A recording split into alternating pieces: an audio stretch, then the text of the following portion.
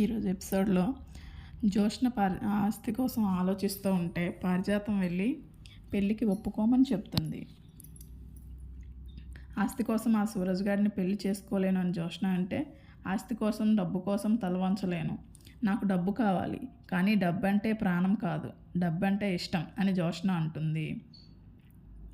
నేను పెళ్లి చేసుకోకపోయినా ఈ ఆస్తి అంతా నాదే, ఎందుకంటే నేను ఈ ఇంటి వారసురాలిని కాబట్టి అని జ్యోష్న అంటుంది. మతి లేకుండా మాట్లాడకు అని పారిజాతం అంటుంది. ఎవరు చెప్పినా వినను, ఇదంతా బావా దీప ఆడుతున్న నాటకం, నాకు ఈ పెళ్లి చేయాలని వాళ్ళు ఎందుకు అంత తాపత్రయం అని జ్యోష్న అడుగుతుంది. ఇది మీ అమ్మ తాపత్రయం, కార్తీక్ కేవలం సాయంగా నిలబడతారు అంతే అని, ఈ పెళ్లి చేసుకోకుంటే అందరి మనసులు గెలుస్తావు అని పారు అంటుంది. నేను ఓడిపోను, ఎందుకంటే నేను ఫైటర్ని, లూజర్ని కాదు అని జ్యోష్న అంటుంది. నీ మంచి కోసమే చెబుతున్నా, నష్టపోయేది నువ్వే అని పారిజాతం హెచ్చరిస్తుంది. మా అమ్మ నీకేదో నగ ఇచ్చినట్టుంది, అందుకే అమ్మ వైపు మాట్లాడుతున్నావు అని జ్యోష్న అంటుంది.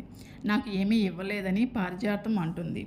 నేను పెళ్లి చేసుకుంటే దీపకు అడ్డు తొలగిపోతుందిగా, నేను ఎప్పటికైనా భావన దక్కించుకుంటానని జ్యోష్న అంటుంది. నోర్మొయ్ అని కోపంగా ఒక్కసారిగా అరుస్తుంది పారిజాతం. బంగారు భవిష్యత్తు కాలం ముందు వచ్చి నిలబడితే చూడలేని దానివే నువ్వు. సూరజ్ను పెళ్లి చేసుకుంటే నువ్వు కోరుకున్న జీవితాన్ని గడపవచ్చు. ఇంకా కార్తీక్ గారినే తలుచుకుంటూ నీ గొయ్యి నువ్వే తీసుకున్నట్లే. నేను సూరజ్ని పెళ్లి చేసుకోను అని జ్యోష్న అంటుంది. అయితే నా నిర్ణయం కూడా విను. ఈ ఆస్తిలో ఒక్క రూపాయి కూడా నీకు దక్కనివ్వను అని పారిజాతం జ్యోష్న మైండ్ బ్లాక్ అయ్యే షాక్ ఇస్తుంది. ఏం చేస్తావు అని జ్యోష్న అంటే, నువ్వు సుమిత్ర కూతురు కాదని అందరికీ నేనే చెప్పేస్తాను, దీప అసలైన కూతురు అని, నేనే బిడ్డను మార్చేశానని చెప్పేస్తాను, ఇది నీకు కూడా తెలుసని పారిజాతం ఊహించని ట్విస్ట్ ఇస్తుంది. నేను ఏ లక్ష్యం కోసం నిన్ను మార్చానో అదే జరిగినప్పుడు ఇంకెందుకు, నేను ఏమైపోయినా పర్వాలేదు అని పారిజాతం అంటే, నా జీవితం నాశనం అవుతుందని జ్యోష్న అంటుంది. ఇప్పుడు నువ్వు చేసుకుంటుంది అదే. నీ అహంకారం, నీ పొగరు అన్నీ పక్కన పెట్టి సూరజ్తో పెళ్ళికి ఒప్పుకో, వాడు వస్తాడు, నీకు పెళ్ళి ఇష్టమేనా అని అడుగుతారు, అవును అని ఒప్పుకో, వద్దని ఏదైనా సాకు చెప్పినా అక్కడే దాసుకూతురు అని చెప్పేస్తాను అని పారు అంటుంది. నువ్వు పుట్టకముందు పారిజాతాన్ని చూడలేవు, సైలెంట్గా ఒప్పుకో, లేకుంటే పారిజాతాన్ని చూడాల్సి వస్తుందని బెదిరిస్తుంది. పారిజాతం కిందకి దిగుతుంది. అప్పుడే సూరజ్ వస్తాడు. జ్యోష్న కిందకు వస్తుంది. వచ్చినందుకు శివనారాయణ థ్యాంక్స్ చెప్తాడు. దీనికి కారణం కూడా ఉందని తనకిచ్చిన 5 లక్షలను తీసి టేబుల్పై పెడతాడు సూరజ్. నాకు అవసరమైనప్పుడు ఇచ్చిన డబ్బును తిరిగి ఇవ్వడానికి వచ్చినట్లు సూరజ్ చెప్పి వెళ్ళిపోతాడు. సుమిత్ర ఆపి, చైర్మన్ గారు ఎందుకు రమ్మన్నారో అడగవా అని అంటుంది. కొన్ని అడగకుండానే అర్థమైపోతాయి అని సూరజ్ అంటాడు. డబ్బు కోసమే రమ్మన్నారు అని అనుకుంటున్నావా ఏంటి అని కార్తీక్ అంటాడు. నేను ఒకటి తెలుసుకోవాలి, నువ్వెందుకు హౌట్ వాజ్ వదిలిపెట్టి వెళ్ళిపోయావు అని సుమిత్ర అడుగుతుంది. ఒక అనుమానం, ఒక అవమానం అని సూరజ్ అంటాడు. వివరంగా చెప్పమని శివనారాయణ అంటాడు. అనుమానం మీరే, నేను ఎవరో మీరు అడగలేదు, నాకు చెప్పాల్సిన అవసరం రాలేదు, కానీ నా గురించి నా వెనుక ఎంక్వైరీ జరిగింది, అది మీరే చేశారు. నేను అనాథ అని తెలుసుకున్నారు, నా వెనుక నాకు తెలియకుండా ఎంక్వైరీ చేయడం నచ్చలేదని సూరజ్ అంటాడు. నేను అనాథ అని తెలిసి జ్యోష్న నా దగ్గరకు వచ్చి నోటికొచ్చినట్లు అవమానించారు.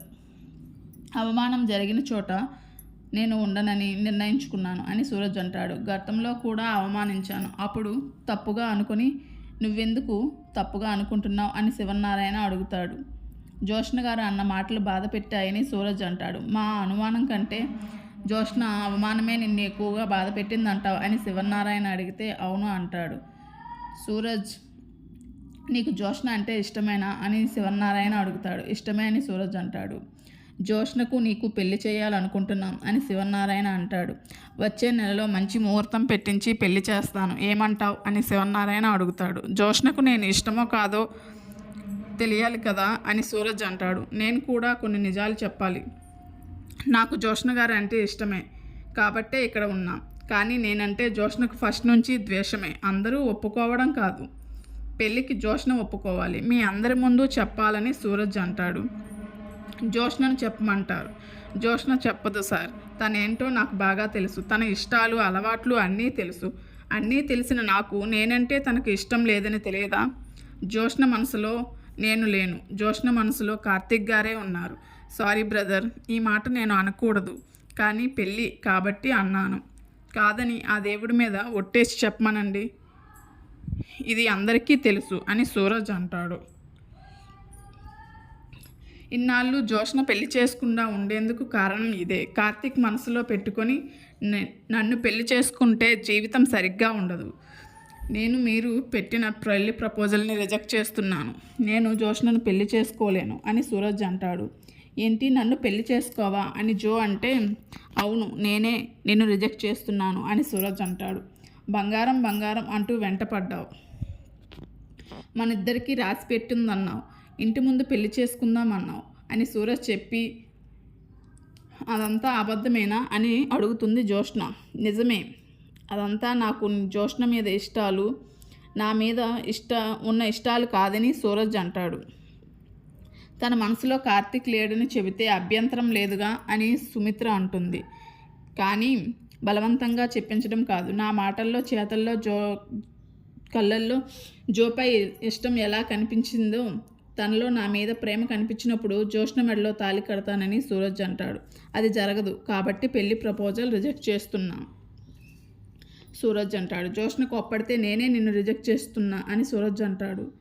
పెద్దవాళ్ళు చెప్పేది వినాలిగా అని కార్తిక్ అంటే, సారీ బ్రదర్, జోష్న మిమ్మల్ని మర్చిపోలేదు అని సూరజ్ అంటాడు. ఇలా ఈరోజు పారిజాతం ఇచ్చే షాక్తో జోష్నకి మైండ్ బ్లాక్ అయి ఈరోజు ఎపిసోడ్ ముగిసింది.